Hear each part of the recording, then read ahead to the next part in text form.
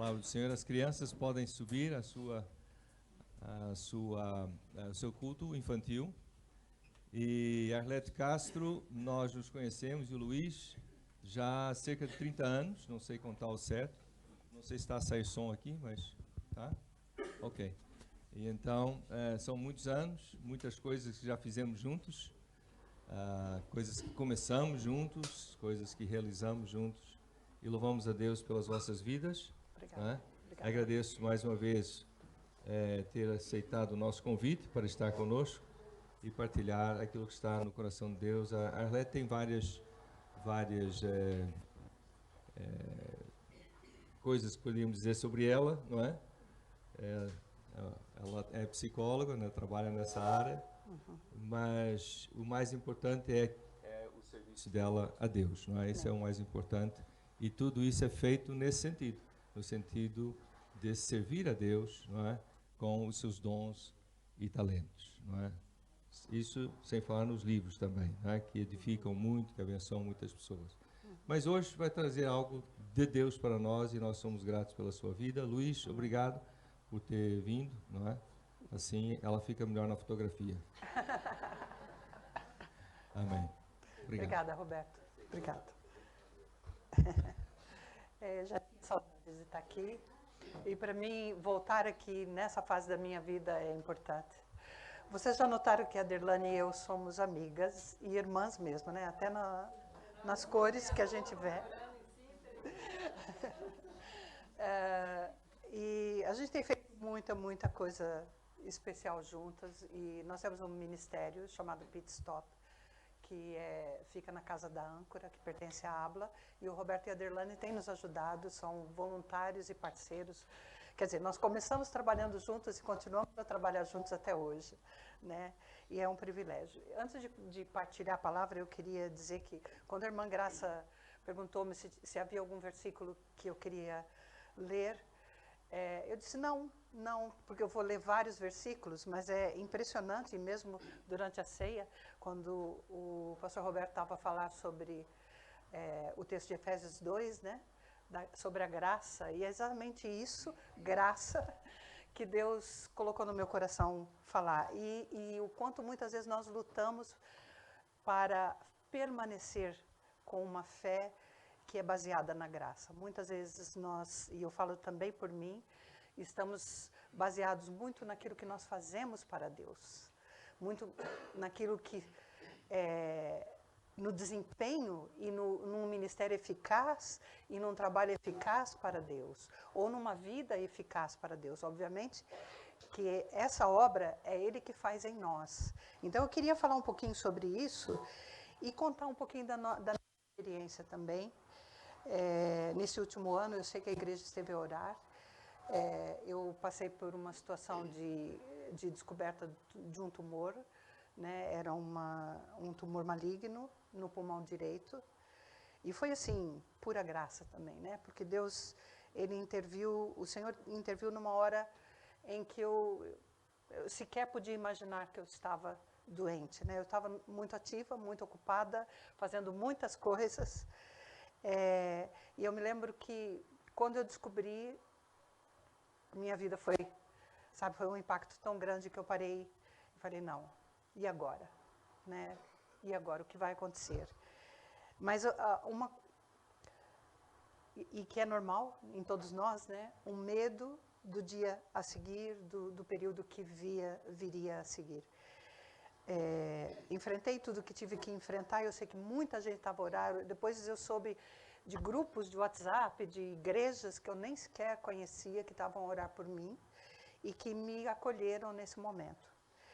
E graças a Deus, depois de um tratamento, cirurgia, eu fiz a cirurgia, hoje eu tenho um pulmão mais, vamos dizer, reduzido, pulmão direito, né? E tenho aí trabalhado para estar saudável, né? Cada 3 meses eu sou vigiada, enfim, mas estou bem, estou livre do cancro, nesse momento, graças a Deus.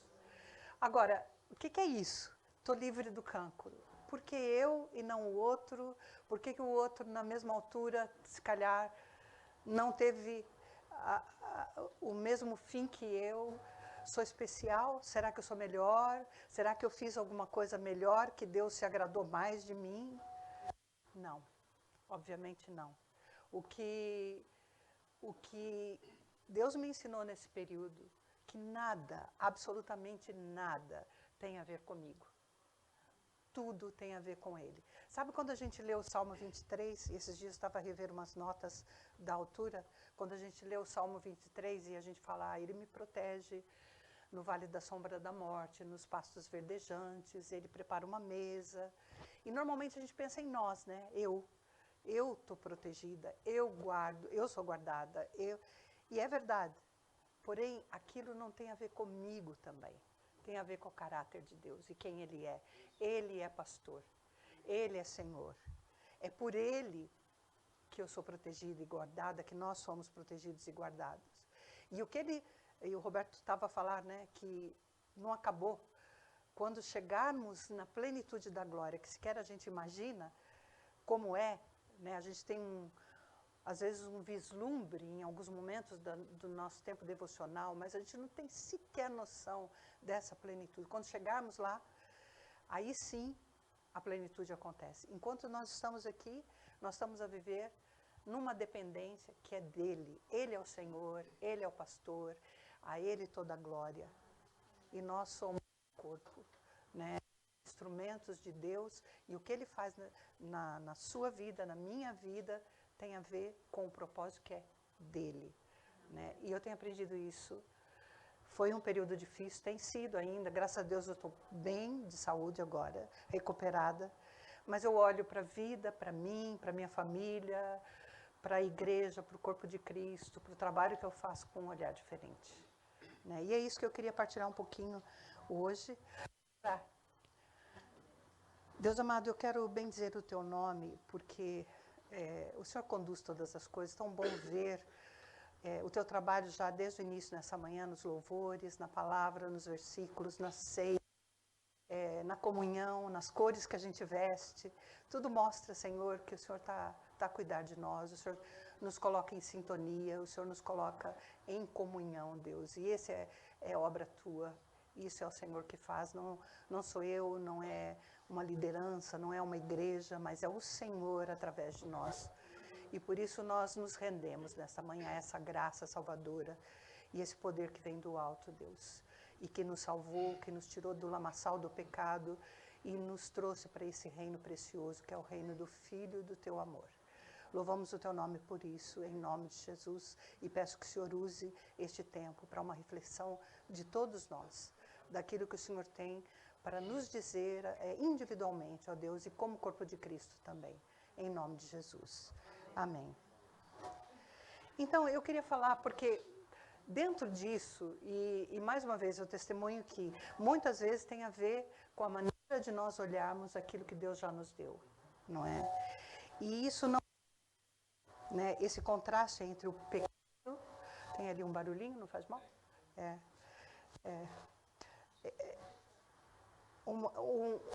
Um contraste entre o pecado e a graça. O que é isso? Né? E desde o início, quando Deus planeou a humanidade, quando Ele criou a humanidade, Ele não errou e nem foi pego de surpresa, né? O Senhor é soberano, nós sabemos disso. E nós sabemos que o pecado entrou no mundo por causa de um homem, Adão. Mas a história do resgate, embora tenha começado antes da fundação do mundo, ela veio ser manifesta através de um homem também, Abraão. Se nós lermos Gênesis do capítulo 1 até o 12, a gente vai ver o plano de Deus sendo desenhado, né, a história sendo escrita, né, uma história já muito bem planeada e que ia culminar em Cristo Jesus, muito bem planeada, sonhada e amada, eu diria, principalmente amada, porque o Senhor amou a humanidade. Então, um homem, Adão, o pecado entrou. Um homem, por obediência, também humano, também pecador, a graça começa a ser desenhada.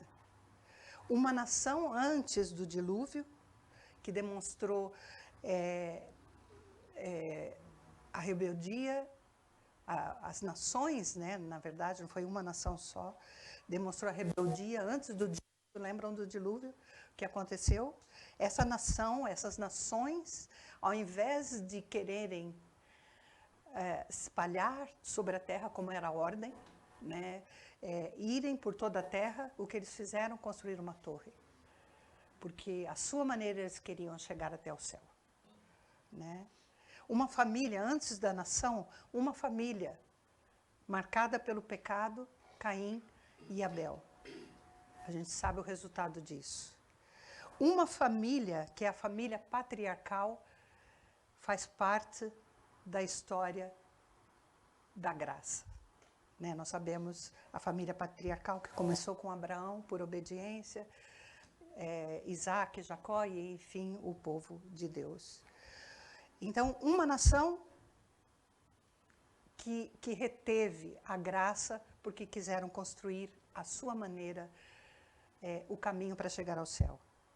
Uma nação, Israel, que tinha a função de mostrar a graça às nações. Às nações. Essa era a sua chamada inicial. Para que o mundo creia que Deus é o Senhor. Era isso. E se nós lermos o livro de Êxodo, nós vamos ver o Senhor repetindo isso muitas vezes. Para que saibam que eu sou o Senhor. Né? E depois, o culminar da graça, da história da graça em Cristo Jesus. Então, nós temos um contraste aqui entre uma lei que faz da sua maneira e o caminho da graça que começa com a obediência de Abraão e chega até nós, né? Chega até nós. Só que nós, se a gente for ler, eu não vou ler todos os versículos, mas se nós formos ler em Romanos, capítulo 7, 22, quando Paulo está a falar sobre essa coisa da lei, né, que estava tão arraigada a ele. A gente conhece Paulo, quem estuda a Bíblia e quem lê a Bíblia sabe que Paulo, antes da sua conversão, ele era muito legalista. Ele conhecia toda a lei. E ele praticava a lei. Em obediência à lei, ele fazia o que ele fazia, perseguia os cristãos, os primeiros cristãos. Nós sabemos tudo isso. Mas Paulo, mesmo depois da conversão, ele diz: lei de Deus de todo o meu coração. Contudo, há outra lei dentro de mim, que é a lei do pecado, aquela que veio como tendência à humanidade. Contudo, há outra lei dentro de mim que está em guerra com a minha mente e me torna escravo do pecado que permanece dentro de mim. Como sou miserável! Quem me libertará deste corpo mortal dominado pelo pecado? Aí ele diz, graças a Deus a resposta está em Jesus Cristo, nosso Senhor. Na mente, quero de fato obedecer à lei de Deus, mas por causa da minha natureza humana, sou escravo do pecado. Ou seja, eu quero, mas eu não sou capaz. Sem a graça de Deus, e por isso ele dá graças a Deus que a resposta está em Cristo Jesus. Graças a Deus. Eu não tenho mérito nenhum a ter por Ele. Eu não sou capaz de chegar ao aconchego do Senhor se não for por Ele. Eu posso até ser religiosa. Posso ir a um culto todos os domingos, participar de eventos, de ministérios, mas posso ainda apenas ser religiosa. A transformação vem dessa graça que me alcança.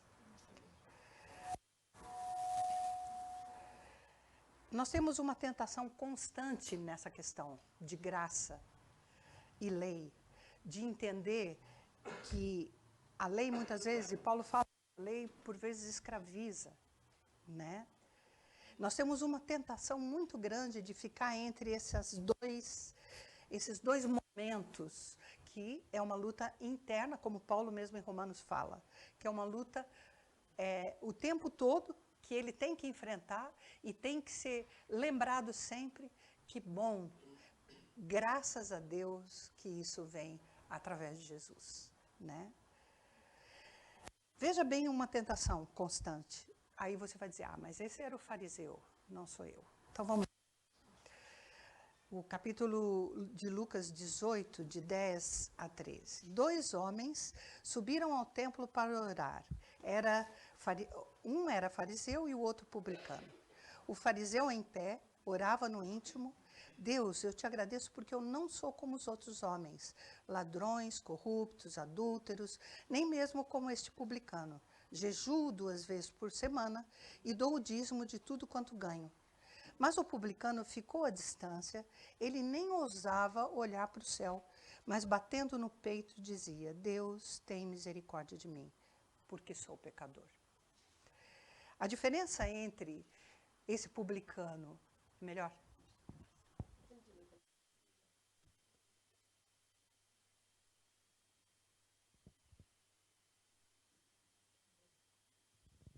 A diferença entre esse publicano e esse fariseu, a diferença entre eles é nenhuma. Apenas o facto de que um era religioso, praticante da lei, daquilo que ele achava que é certo, e da vivência que ele achava que era certa, e a forma como ele olhava para o outro e dizia: olha, ainda bem que eu não sou como esse aqui. Agora, se nós pensarmos, não, essa é a questão do fariseu, né? Era naquela altura, foram os fariseus que mataram Jesus, foram os fariseus que condenaram Jesus, no caso, né? Mas a verdade é que, lá no íntimo do nosso ser, nós podemos também pensar: ainda bem que eu não sou como aquele irmão. Ainda bem que eu não escolhi fazer isso ou aquilo que aquele irmão faz. Ainda bem. E a posição deste homem, o publicano, é de: ai de mim que sou pecador. É aquele estado de humildade, de humilhação mesmo, diante de um Deus que é soberano. Ou seja, eu não mereço. Não cabe a mim. Eu não tenho ferramentas em mim, a não ser me prostrar diante dele e dizer: eu não sou capaz. Mas eu preciso de ti. Porque eu posso dizer: eu oro, eu jejuo, eu vou à igreja todos os domingos, eu dou o meu dízimo. Eu posso dizer isso, olha, e está certo. Mas quando isso é o que baseia a minha fé, quando tudo isso é aquilo que eu faço para conquistar alguma coisa que ele já me deu de graça, então eu preciso rever, porque eu posso estar a olhar para o outro e achar: uau, ainda bem que eu não sou como ele, não é? Só apontei por acaso. Tá? Yeah. Agora, é tão sutil isso que nós nem sempre percebemos. Sabe aquela média que nós precisamos tirar para ir para a universidade? Né? Que tem as melhores universidades, nós temos que atingir um nível. Né? Ou então, quando a gente já está fazendo um curso, gostamos do curso, aprendemos, estamos a estudar. E olha, quanto é que a nota mínima para eu passar? Eu preciso aí medir. Né? Então, se a gente for aprofundar no texto de Mateus, capítulo 18, até o capítulo 20, a gente vai ver algumas dessas perguntas. Né? Por exemplo, quanta grandeza, uma das primeiras perguntas é: quanta grandeza espiritual eu devo alcançar?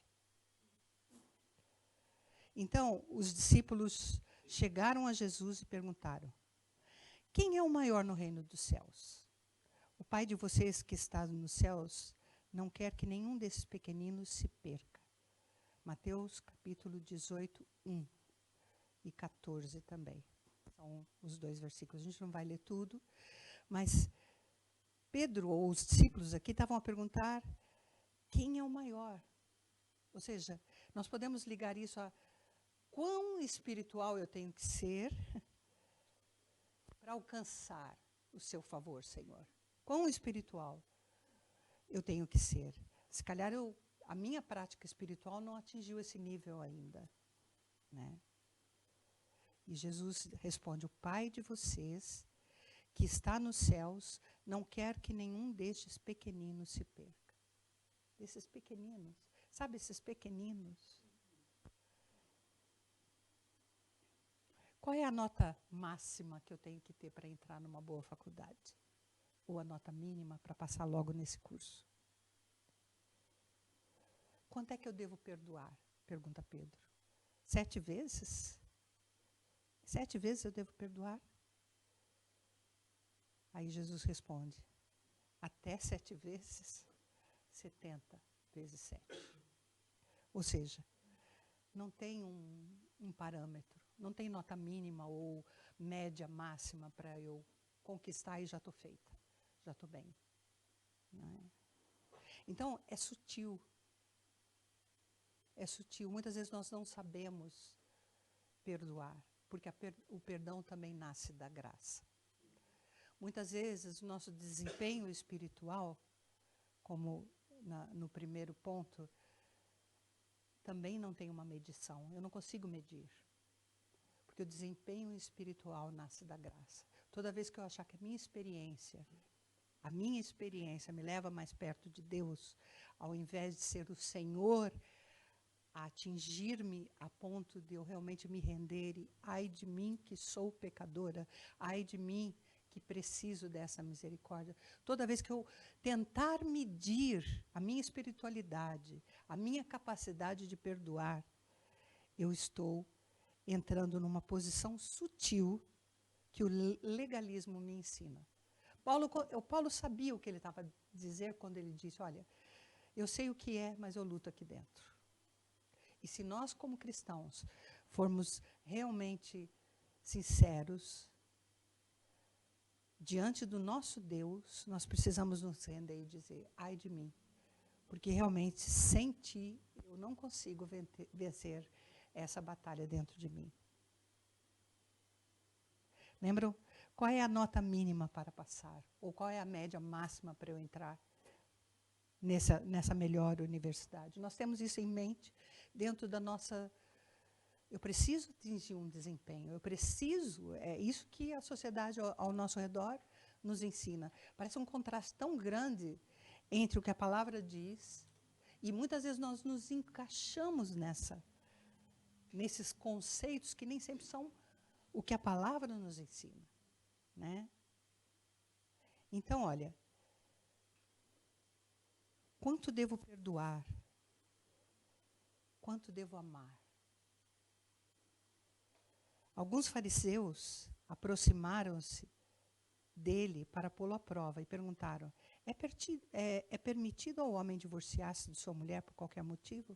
Ele respondeu, vocês não leram que no princípio o Criador os fez homem e mulher e disse, por essa razão o homem deixará pai e mãe e se unirá à sua mulher? E os dois se tornarão uma só carne? Assim eles já não são dois, mas sim uma só carne. Portanto, o que Deus uniu, ninguém o separe. Os discípulos, então, os próprios discípulos que andavam com ele, disseram, se essa esta é a situação entre o homem e a sua mulher, é melhor não casar. Ou seja, vamos medir aqui para ver o que é possível para nós conseguirmos, né? É possível amar. É possível a gente medir. O amor nasce da graça. Nós só amamos porque o Senhor nos amou primeiro. Esses dias eu ouvi alguém falando que o oposto do amor não é o ódio, não é a indiferença. O oposto do amor é o medo. É o medo que me impede de confiar na plenitude daquilo que Deus pode fazer. O amor nasce da graça. Não nasce da minha capacidade. Ok, então eu vou até aqui porque se eu for além, eu não vou conseguir, não tenho capacidade. Isso é medição. Isso é a nota máxima para entrar ou a nota mínima para passar. Né?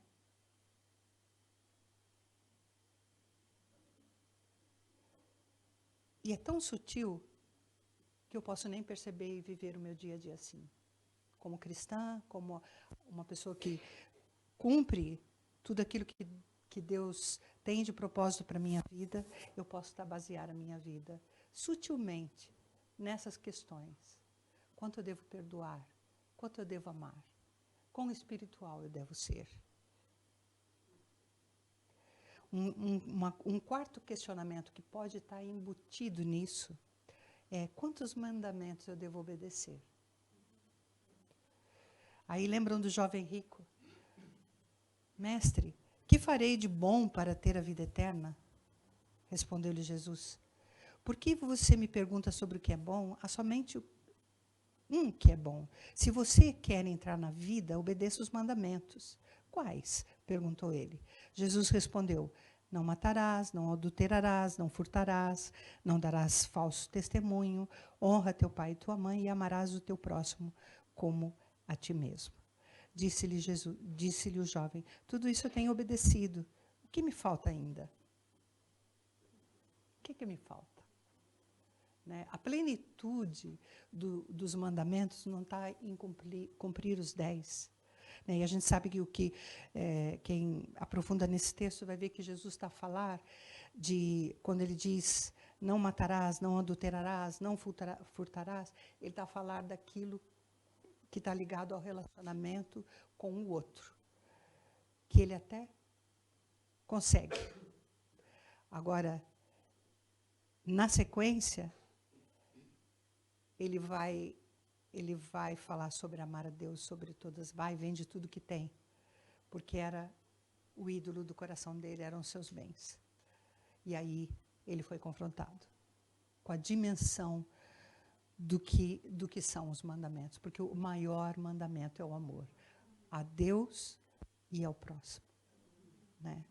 E isso nasce do coração de Deus. Nós só amamos porque Ele nos ama, não é? E ainda, um quinto ponto aqui, que nós podemos esbarrar no nosso legalismo sutil. Quanto custam as suas bênçãos? E aí, Pedro, falando com o Senhor, nós deixamos tudo para seguir-te. Que será de nós? E Jesus vai contar aquela parábola dos trabalhadores. Alguns começaram de manhã, trabalharam, outros vieram ao meio do dia, outros quase no final do período.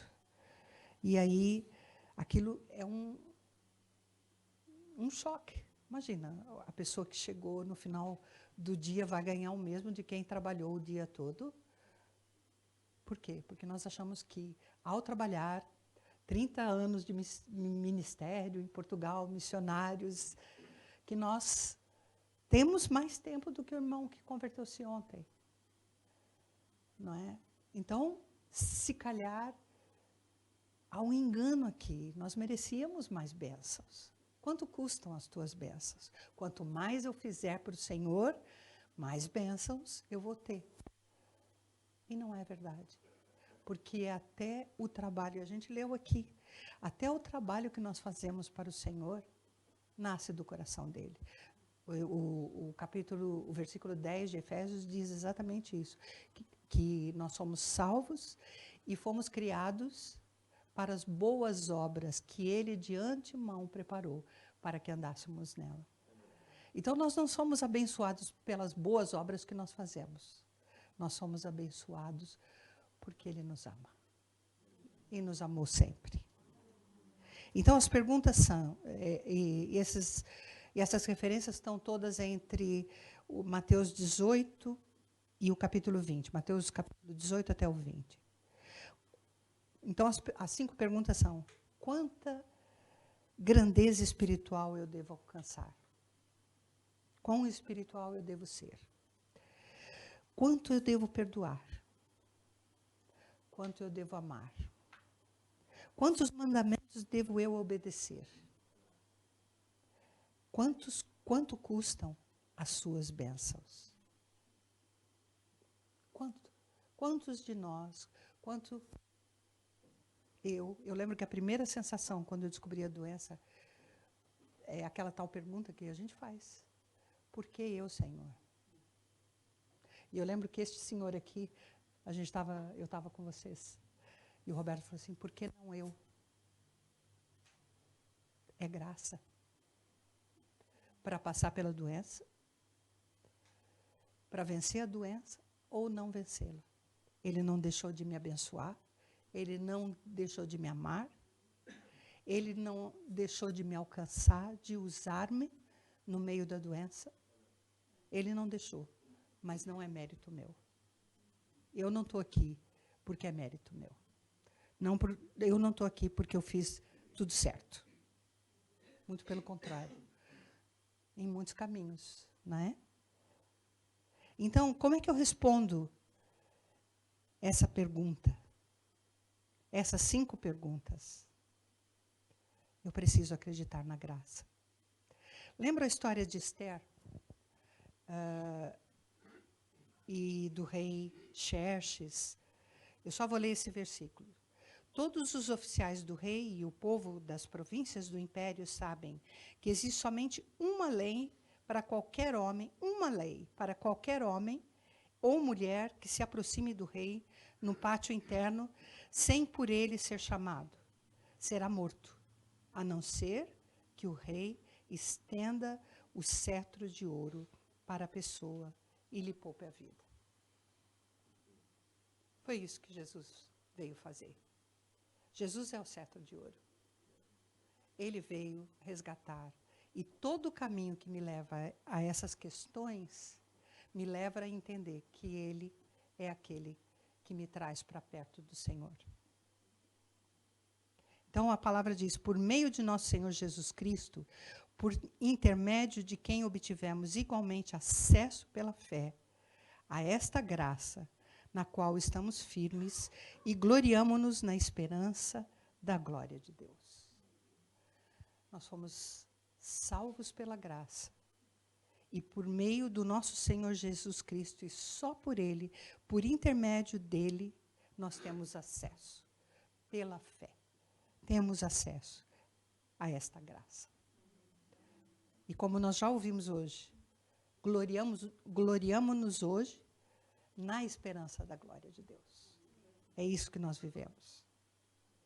Esse acesso significa ser introduzido. Alguém nos pegou, o próprio Deus em seu amor, e nos introduziu a esse reino precioso. Ele é o caminho. Ele entende nossas fraquezas, ele não está a nos apontar, ele está a mostrar um caminho excelente, de graça.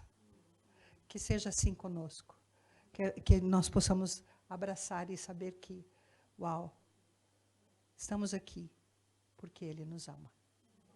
E o que Ele faz através da vida dos irmãos é pela graça, que alcança outros e que tem trazido no decorrer dos anos tantos e tantos para conhecer da sua glória. Amém, irmãos? Obrigada por estar com vocês. Deus abençoe. Obrigada, Roberto. Glória a Deus. Obrigado, Arlete, pela palavra sobre a graça, a importância de nós realmente crescermos na graça, não é? Na graça de Deus, percebemos que o mais importante é nós aprendermos a amar a Deus e as pessoas como Deus nos ajuda a fazê-lo, não é? Porque a partir daí tudo o resto vem. Alguém muitas vezes pode argumentar depois de ouvir isso que então não é preciso fazer nada. Pelo contrário, a partir do momento que nós compreendemos a graça, o amor de Deus, aí é que nós vamos querer fazer tudo, né? Tudo e mais não sei o quê. Vamos querer fazer. Porque, de fato, nós queremos demonstrar nossa gratidão, não é? Nossa gratidão a Deus, o nosso amor a Ele, pela sua graça. Pela sua graça. Vamos orar nesse sentido? Vamos? Curvemos as nossas cabeças. Pai, reconhecemos que a nossa tendência é, de facto, medir. Nós queremos medir a nossa vida, medir muitas vezes a vida dos outros. Queremos avaliar, queremos ver onde é que estamos, onde é que eles estão, e fazer os nossos... dizer o que nós pensamos acerca disso tudo, ó Pai. Nós pedimos que nos perdoe, de facto. Nós precisamos do Teu perdão para que percebamos, ó Deus, melhor quem Tu és, o Teu amor, ó Pai, a Tua graça nas nossas vidas, e deixemos de andar a medir e, ao mesmo tempo, ó Deus, demonstrar o nosso amor a Ti, de tal maneira que não tenha limites. Estamos sempre prontos a demonstrar o nosso amor, a servir-Te, a fazer a Tua vontade, a buscar em Ti a direção, porque não somos limitados, então temos que buscar constantemente no Senhor a direção, ó Deus, os limites, a capacidade de fazer aquilo que o Senhor quer que façamos. Não é fazer tudo, mas fazer aquilo que o Senhor quer que nós façamos em cada momento da nossa vida. Ó Deus, nós pedimos isso, fale conosco, que o Teu Espírito continue a trabalhar em cada um de nós e a transformar-nos e a fazer-nos mais como Jesus, de tal maneira que as pessoas, ao verem a nossa vida imperfeita, mas transformada ou em transformação, elas sejam atraídas a Ti, Senhor, e queiram também receber-te, conhecer-te, dar a sua vida inteiramente ao Senhor, para viver eternamente contigo. Nós pedimos em nome de Jesus, Pai.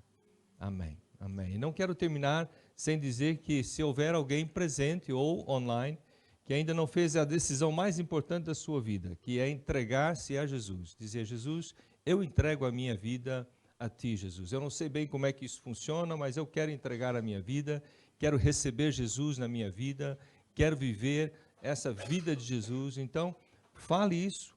Fale ao Senhor isso, fale em oração e procure alguém que já fez essa decisão.